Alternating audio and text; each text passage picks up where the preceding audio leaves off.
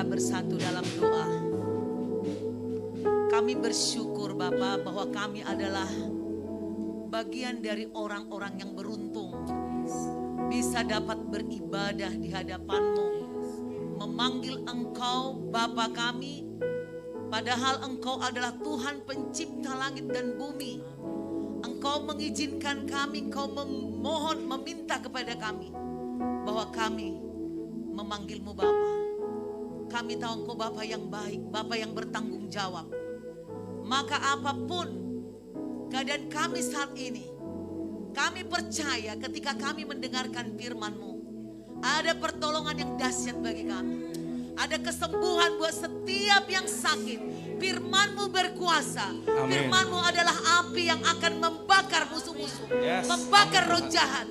Membakar semua stres kami. Melepaskannya. Amin. Ketika firman-Mu disampaikan, ada malaikat-malaikat yang bekerja.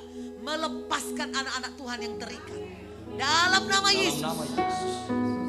Mari urapi lidah bibir kami Tuhan untuk menyampaikan firman-Mu. Jamah telinga mereka Tuhan, baik yang di rumah, di jalan maupun di dalam gedung ini, supaya semua orang bisa mendengar, memahami, mengerti, dan Kau beri kekuatan untuk melakukan firman-Mu. Kami sambut firman-Mu dengan pertolongan Roh Kudus di dalam nama Tuhan Yesus. Amin. Amin. Silakan duduk.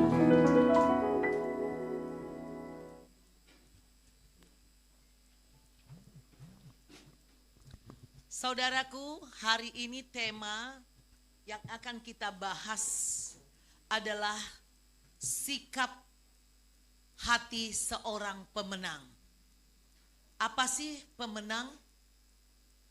Ya, kalau ada pertandingan, ada dua orang yang sedang bertanding minimal. Jadi kalau cuma seorang, tidak bisa kita katakan pemenang. Jadi kalau ada pertandingan olahraga atau kesenian, minimal ada dua yang berkompetisi. Nah, siapa yang paling jago, ya dia menang. Nah, kira-kira seperti itu. Jadi semua manusia saya kira tidak ada yang menghendaki dirinya kalah, betul tidak? Ada nggak yang di sini menghendaki, aku biar orang yang kalah aja, ada nggak?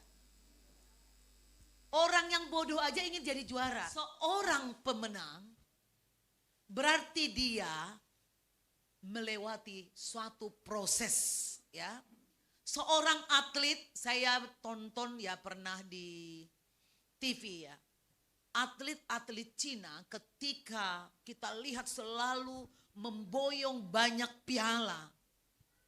Tapi saudara harus lihat bagaimana mereka latihan. Anak-anak kecil dari usia 3 tahun, bayangkan saudara. Sekarang kita kelas 3 SMA aja ada orang tua yang suap-suapin anaknya. Ya sok-sok keren gak tahulah saya apa. Saya rasa itu tidak mendidik. Kalau sekali-sekali hanya menunjukkan kasih sayang, no problem. Tapi kalau seperti gaya hidup, ini namanya bikin anak bego ya.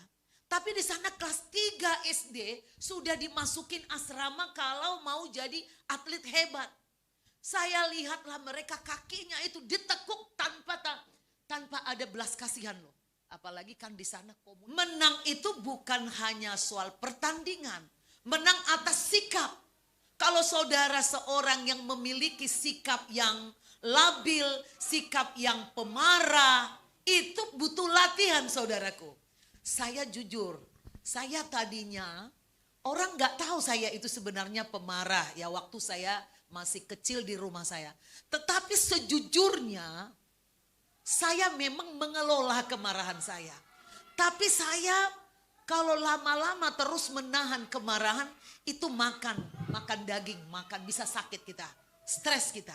Nah jadi saya sering kali ngelihat orang yang tidak adil, orang yang tidak benar. Karena dasarku waktu kecil itu boleh dibilang penurut sama orang tua. Tapi ketika saya lihat saudara-saudara saya melakukan yang tidak benar, saya itu marah. Tapi gak berdaya. Ngerti ya? Kita mau marah tapi gak sanggup mengubahnya. Nah, saya itu lama-lama makan di kepala nih. Enak aja dia bohong tapi dia dikasih uang. Giliran saya minta dibilang abangmu dulu. Pas adik saya misalnya yang ini, adikmu dulu. Nah saya ini kejepit, ke abangnya harus mengalah, ke adiknya juga harus mengalah. Saya ini siapa sebenarnya? Ada pikiran saya seperti itu saudaraku. Nah itu saya harus bertanding. Lalu lama kelamaan saya terbentuk ngelihat orang itu ada suatu keinginan untuk menjadi raja. Ya menjadi raja anak-anak lah. Raja di klub, raja di komunitas ada. Lalu harus melakukan sesuatu. Saya pikir dengan kejahatan gak mungkin, dengan uang gak mungkin.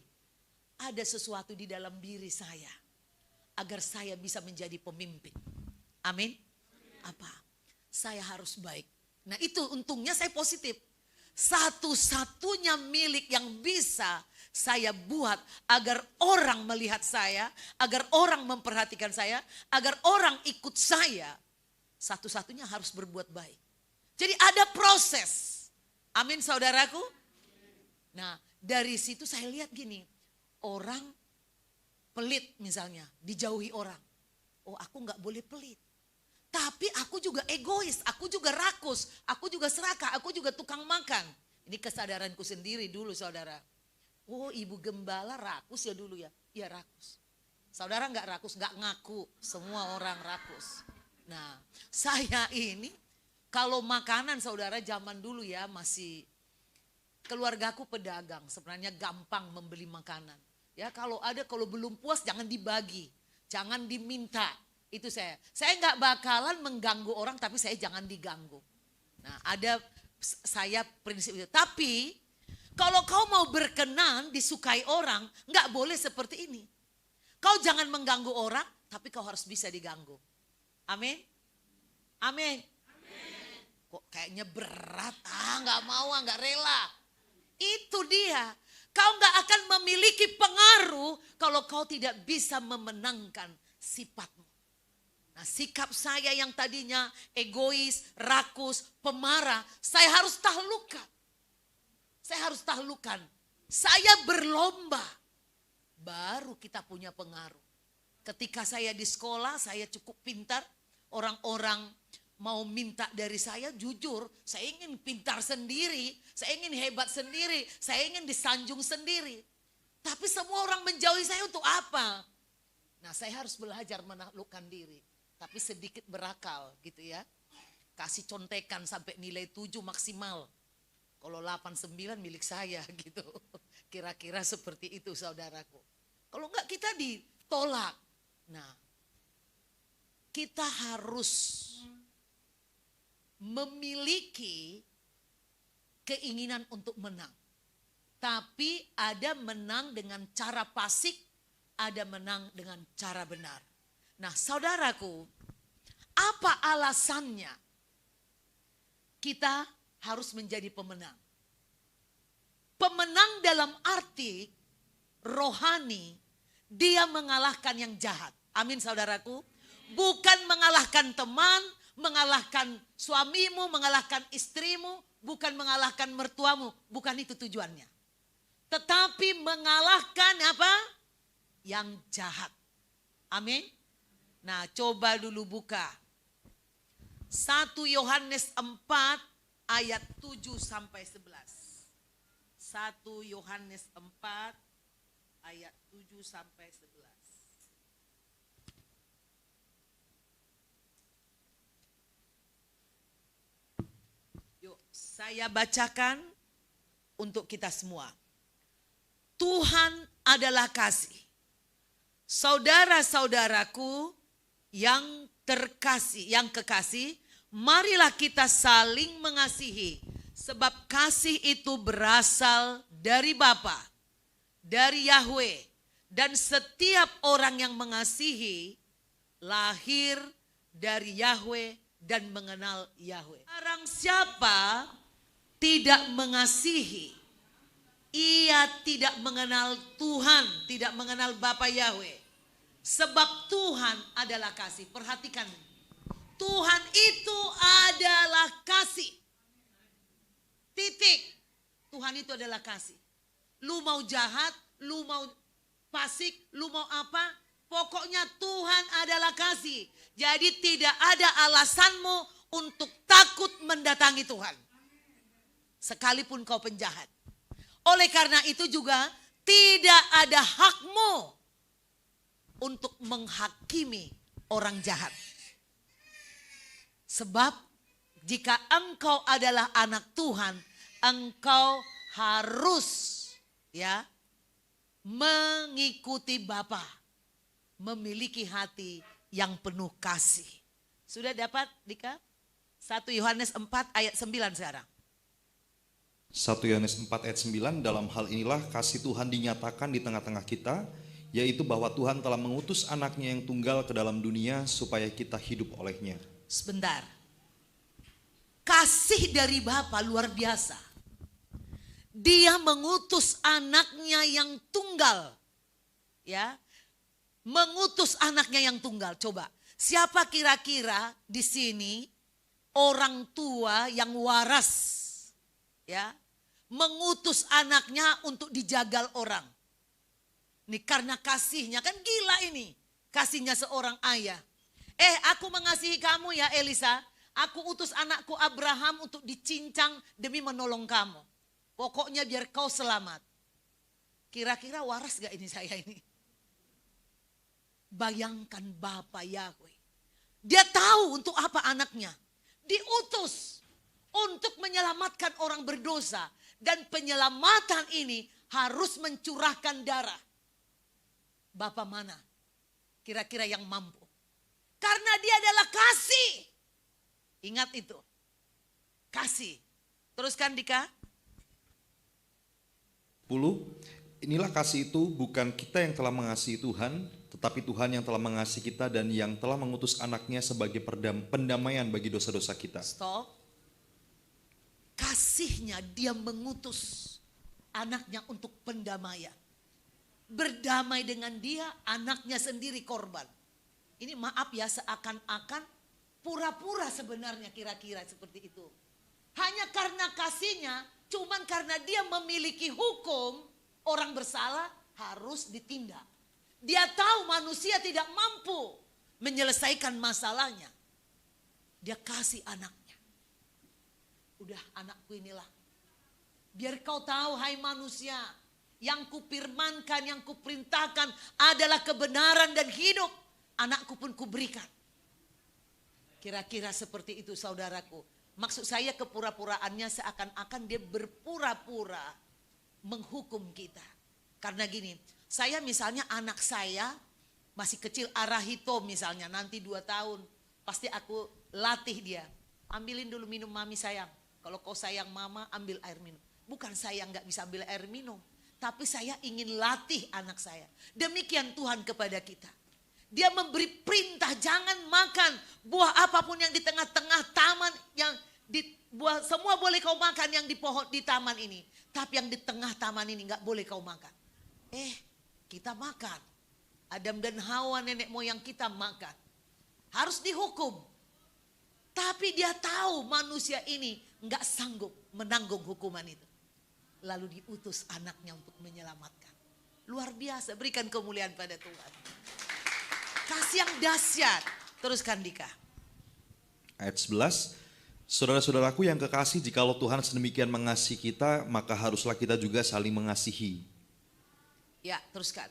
Tidak ada seorang pun yang pernah melihat Tuhan. Jika kita saling mengasihi, Tuhan tetap di dalam kita dan kasih-Nya sempurna di dalam kita. Ya, terus saja. Demikianlah kita ketahui bahwa kita tetap berada di dalam Tuhan dan Dia di dalam kita. Ia telah mengaruniakan kita mendapat bagian dalam Roh-Nya. Dan kami telah melihat dan bersaksi bahwa Bapa telah mengutus anaknya menjadi juru selamat dunia. Barang siapa mengaku bahwa Yesus adalah anak Tuhan, Tuhan tetap berada di dalam dia dan dia di dalam Tuhan. Kita telah mengenal dan telah percaya akan kasih Tuhan kepada kita. Tuhan adalah kasih dan barang siapa tetap berada di dalam kasih, ia tetap berada di dalam Tuhan dan Tuhan di dalam dia. Dalam hal inilah kasih Tuhan sempurna dalam kita, yaitu kalau kita mempunyai keberanian percaya pada hari penghakiman, karena sama seperti dia, kita juga ada di dalam dunia ini.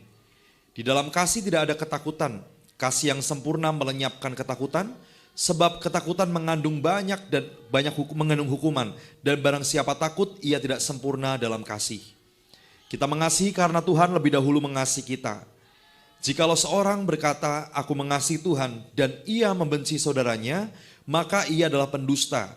Karena barang siapa tidak mengasihi saudaranya yang dilihatnya, tidak mungkin mengasihi Tuhan yang tidak dilihatnya. Dan perintah ini kita terima dari Dia, barang siapa mengasihi Tuhan, ia harus juga mengasihi saudaranya.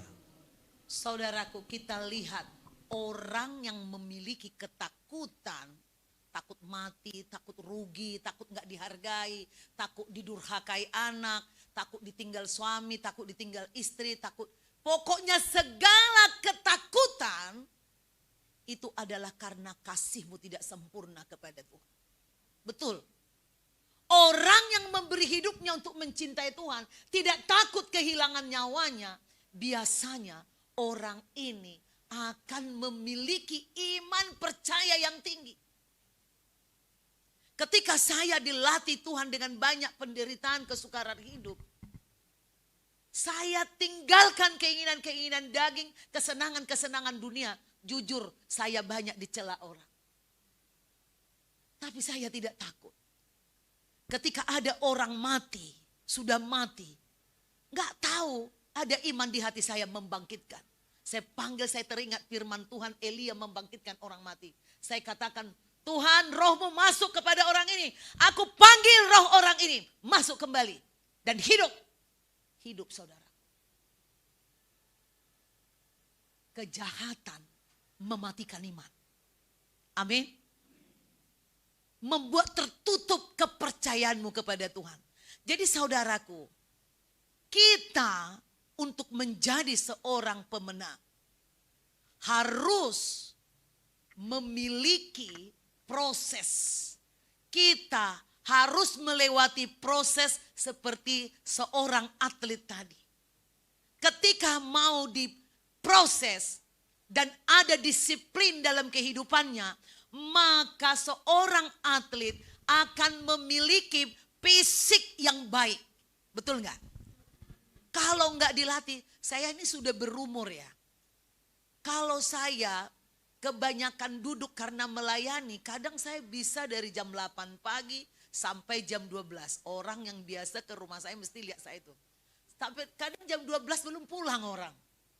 Jadi saya kurang banyak bergerak. Begitu tidur, bangun tidur, kaki ini seperti kaku, saudaraku. Harus sedikit saya gerak-gerakin dulu di tempat tidur, baru saya bangkit dari tempat tidur pagi-paginya. Itu saya tahu saya kurang bergerak. Nah, tidak sehat kalau tidak dilatih. Amin, saudaraku. Maka banyak laku tuh gym dan segala macam tuh olahraga. Karena memang harus berolahraga biar sehat ya. Jadi membentuk fisik yang kuat, fisik yang baik. Kemudian saudaraku terlatih ya. Coba saudara sebulan aja tidur terus, jalan bisa pincang. Jadi harus dilatih, maka bisa lincah. Nah, begitulah olahragawannya, begitulah para atlet. Kemudian keseimbangan tubuhnya pun, kalau tidak latihan, gak bisa seimbang. Orang naik, ya saya lihat nih ya, banyak orang yang biasa dulu naik mobil. Begitu suaminya ada duit dikasih sopir, dia gak pernah nyetir lagi. Gak boleh nyetir, kata banyak nih teman-teman saya kayak gitu. Gak boleh nyetir lagi. Pas sudah usia seperti saya, misalnya dia sudah pensiun, uang penghasilan udah gak ada, sopir gak bisa lagi dibayar. Mau nyetir udah kaku, udah gak bisa lagi. Nah, betapa pentingnya latihan di dalam fisik, apalagi dalam jiwa. Jiwa dan roh. Nah, itulah kita mampu berlomba. Mampu mengalahkan diri kita, kedagingan kita, dan mampu mengalahkan setan. Nah saudaraku, karakter seorang pemenang adalah karakter yang dilatih. Karakter yang melakukan kehendak Tuhan. Itu yang dimaksud pemenang. Ya, karakter yang terlatih, karakter yang terdidik, karakter yang melakukan kehendak Tuhan. Apa itu karakter Tuhan? 1. Seorang yang mengasihi musuh. Coba buka Lukas 6 ayat 27 sampai 36. Nanti kita kembali lagi ke itu tadi. Lukas 6 ayat 27 sampai 36. Lukas 6 ayat 27 sampai 36. Yes. Tetapi kepada kamu yang mendengarkan aku berkata, kasihilah musuhmu, berbuatlah baik kepada orang yang membenci kamu, mintalah berkat bagi orang yang mengutuk kamu, berdoalah bagi orang yang mencaci kamu. Barang siapa menampar pipimu yang satu, berikanlah juga kepadanya pipimu yang lain. Dan barang siapa yang mengambil jubahmu, biarkan juga ia mengambil bajumu.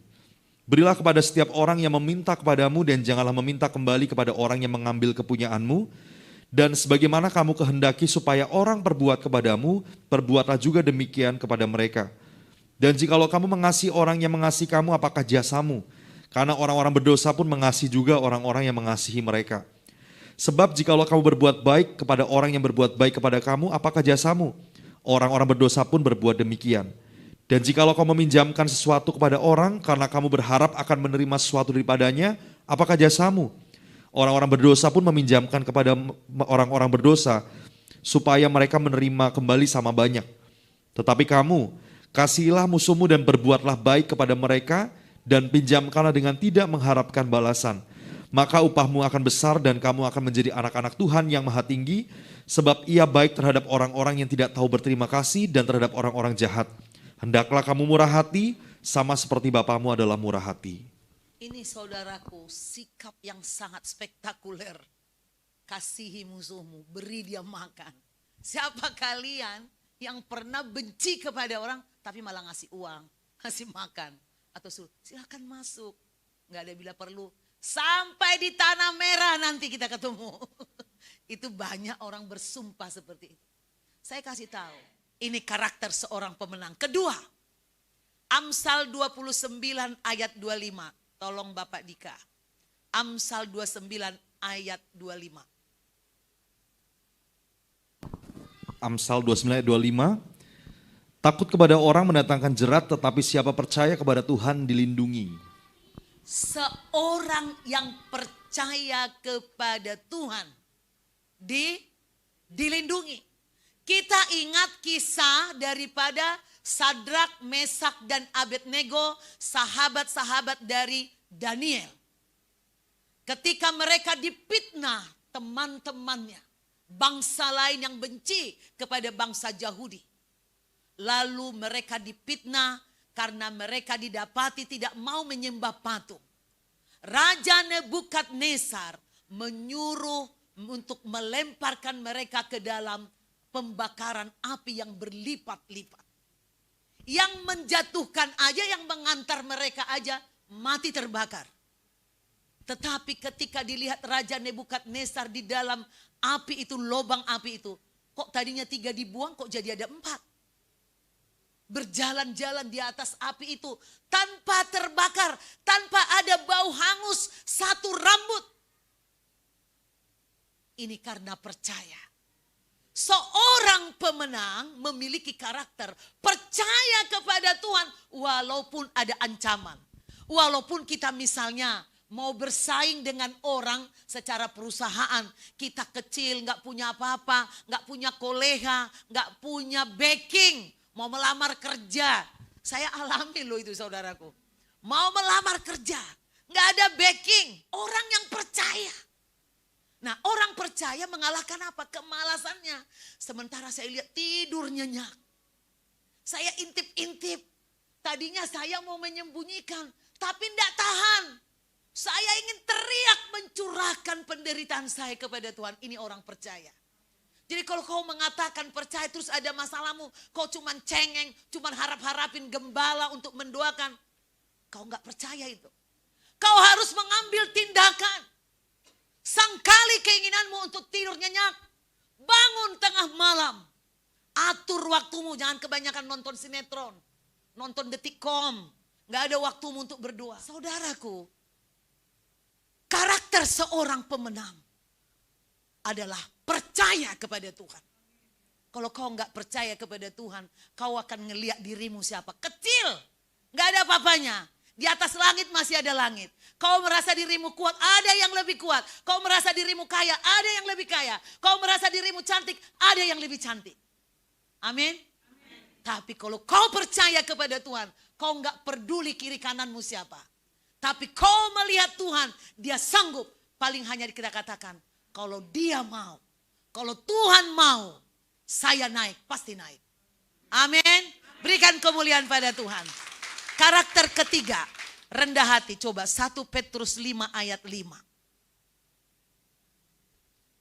1 Petrus 5 ayat 5.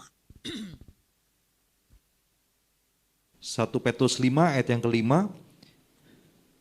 Demikian jugalah kamu, hai orang-orang muda, tunduklah kepada orang-orang yang tua, dan kamu semua rendahkanlah dirimu seorang terhadap yang lain, sebab Tuhan menentang orang yang congkak, tetapi mengasihani orang yang rendah hati. Tuhan menentang orang congkak, tetapi mengasihani orang yang rendah hati. Nah, sikap pemenang adalah rendah hati. Karena Tuhan mengasihani orang yang rendah hati. Jangan sombong, jangan sok kuat, sok cantik, sok hebat. Ada Putri Diana ya, zaman dulu dia terkenal. Putri sejagat, istri dari Pangeran Charles. Memang karena ada kasus keluarga, kemudian cerai ya, ada proses cerainya. Tapi tidak ada orang yang tidak suka dengan Putri Diana. Sampai bajunya, rambutnya, termasuk saya ikut-ikutan dulu. Oh, kalau lagi topnya, lagi viral rambutnya Lady Di, semua salon Lady Di. Lady Di, gambarnya pun Lady Di. Karena apa? Dia rendah hati. Dia mau, pernah datang ke Indonesia, ke Jakarta, ke Sitanala. Dia memeluk orang-orang yang yang lepra itu, yang sakit kusta. Itu terkenal dia. Nah, demikian juga kalau kita masih ingat tentang Bunda Teresa ya, Bunda Teresa, dia benar-benar memeluk orang-orang miskin yang jorok, yang ada di jalan, dia hidup bersama-sama. Ini orang-orang rendah hati. Jadi jangan saudara hanya mau berkawan yang kelihatan bersih dan kaya. Giliran orang miskin, saudara anggap rendah. Nah, saudaraku, Putri Diana dan Bunda Teresa ini, kematiannya ketika dia mati, saudara, setara dengan upacara kematian Perdana Menteri. Ini orang-orang yang rendah hati. Jadi orang-orang yang rendah hati, Alkitab katakan akan duduk bersama orang-orang terkenal di bumi. Amin. Orang-orang terkenal. Jadi kalau kau merendahkan hatimu, Tuhan akan mengangkat engkau. Tapi kalau kau mengangkat dirimu, biasanya Tuhan tunjangkan kepalamu. Akan dijatuhkan. Jadi ini karakter seorang pemenang. Ada Apolos. Apolos di dalam Alkitab adalah salah satu rasul, masih di zamannya Yesus, zamannya Paulus saudaraku. Dia adalah rasul yang ditempatkan di kota Alexandria, Mesir. Kota Alexandria ini saudaraku adalah pusat agama Yahudi ya, di Mesir waktu itu. Nah, ini artinya adalah orang yang sangat terpelajar seperti Paulus, orang yang hebat. Tapi dia memberi dirinya dididik, dibina oleh Priscilla dan Aquila yang datang dari Efesus, yang notabene ini bukan istilahnya kota yang hebat. Hamba Tuhan kecil datang mendidik orang besar. Apolos mau, rendah hatilah. Terakhir saudaraku, sikap atau karakter seorang pemenang. Kita ini didesain oleh Tuhan adalah untuk memberi, bukan untuk meminta. Maka saya selalu tegur orang di sini yang suka meminta-minta. Tidak boleh meminta-minta anak Tuhan. Kalau kau anak Tuhan, memintanya hanya boleh kepada Bapa. Amin, saudaraku. Jangan meminta-minta kepada sesama. Engkau harus memberkati.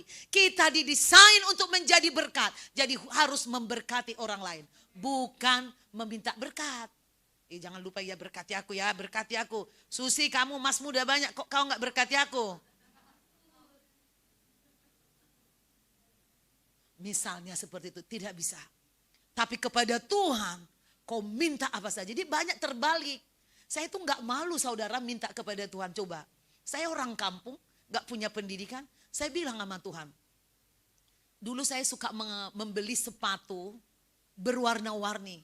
Yang kuning mencolok, pink mencolok. Saya itu emang senang passion gitu ya saudaraku ya.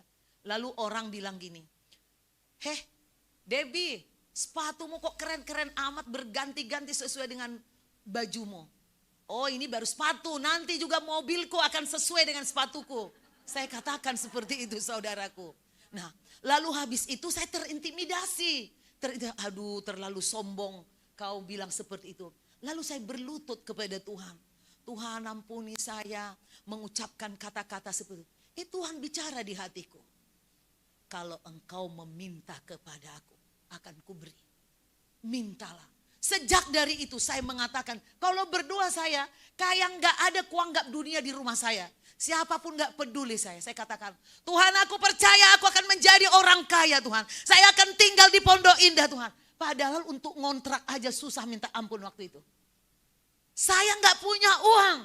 Tapi saya berani bermimpi mengatakan, aku akan punya rumah di Pondok Indah. Karena Tuhan sumber segala berkat mampu melakukan itu. Berikan aku kekuatan untuk hidup melakukan firman-Mu. Berikan aku kekuatan untuk merendahkan hati. Untuk menanggalkan segala kedaginganku. Maka aku percaya tidak ada sesuatu yang mustahil bagimu Tuhan. Saya katakan, sekarang saya dikasih Tuhan rumah di Pondok Indah. Amin. Lalu sekarang apalagi mimpi saya? Aku berdoa Tuhan, aku percaya walaupun usiaku segini, aku percaya Engkau akan berikan saya kekuatan, baik SDM, baik finansial, akan membangun gereja di tiap provinsi, di tiap kecamatan, di tiap kabupaten. Aku akan membangun sekolah, TK, SD, SMP, panti pemulihan, panti asuhan, ngomong aja. Boros ngomongnya sama Tuhan, gak perlu malu. Amin.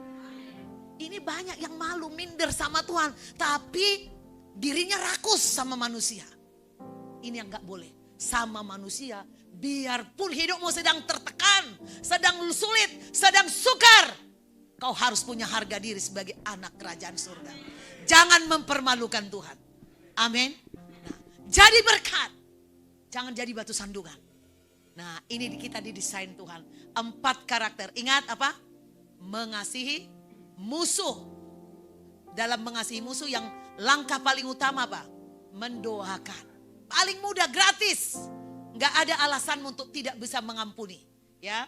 Kedua apa tadi? Percaya kepada Tuhan. Seperti Sadrak, Mesak dan Abednego. Ketiga apa? Rendah hati. Maka lihat seperti Lady Di dan Bunda Teresa ya. Mereka meninggal dihargai seperti kematian Perdana Menteri. Keempat, memberi bukan untuk meminta. Kita didesain Tuhan sebagai berkat. Jadi harus memberkati. Jadi tanya kepada dirimu, jangan bangga. Aduh, tadi ada lewat persembahan. Untungnya enak gereja di CBM. Karena gak disuruh-suruh persembahan. Puji Tuhan, uangku utuh kembali ke rumah. Jadi berkat. Di sini gak disuruh-suruh untuk persembahan, serelamu. Lu mau kasih, mau kagak tetap dapat makan. Tetapi ingat, kamu sedang membuang kesempatan dari Tuhan untuk menjadi berkat. Ketika kau memberi, sesungguhnya kau sedang menerima berkat itu dalam hidupmu. Amin. Terima kasih Bapak, kami akan mengakhiri ibadah kami. Tapi Roh Kudus-Mu akan terus bekerja. Sepanjang hari dalam minggu ini Engkau akan mengingatkan kami untuk membaca firman dan merenungkan firman dan menghidupi firman itu. Tuhan, apabila anak-anak-Mu tergerak hatinya untuk bersyukur dengan membawa persembahan persepuluhan atau ucapan syukur persembahan khusus, Tuhan, kami menyerahkan setiap rupiah persembahan yang mereka sampaikan. Suci kuduskan. Pakai Tuhan, kami gembala dan pekerja untuk menggunakannya secara baik untuk operasional gereja yang tepat dan benar urapi sehingga jiwa-jiwa bisa lebih banyak lagi Tuhan dimenangkan di gereja ini melalui YouTube atau melalui pelayanan secara langsung. Berkati ibadah kami setiap hari Minggu, ibadah WBI setiap Selasa, juga Tuhan ibadah PBI dan juga ibadah pelepasan setiap hari Kamis. Berkati para pekerja, para pemusik, WL Singer yang sudah melayani umat-Mu hari ini. Semua jemaat yang datang, Tuhan, setiap rupiah yang mereka bawa ke tempat ini, Tuhan, kami berkati terjadi mujizat pelipat gandaan. 5 roti 2 ikan Kau berikan berkat makan untuk 5.000 orang. Terjadi pelipat gandaan yang dahsyat, supranatural terjadi di dalam kehidupan mereka. Di dalam nama Tuhan Yesus. Mari angkatlah tanganmu. Terimalah berkat daripada Tuhan. Tuhan Bapa Yahweh yang disembah Abraham, Ishak dan Yakub, pencipta langit dan bumi, yang disembah oleh Musa, Elia dan Daud, yang disembah oleh Simon Petrus, Yohanes dan Paulus. Tuhan itu menghadapkan wajahnya kepadamu, memberkati engkau, melindungi engkau, memberikan engkau kasih karunia. Tuhan menyinari engkau dengan wajahnya dan memberikan engkau damai sejahtera yang melampaui segala akal dan pikiranmu, menyertai hidupmu hari ini sampai Yesus datang kedua kalinya menjemput kita di awan-awan permai. Yang percaya katakan 3 kali. Amin.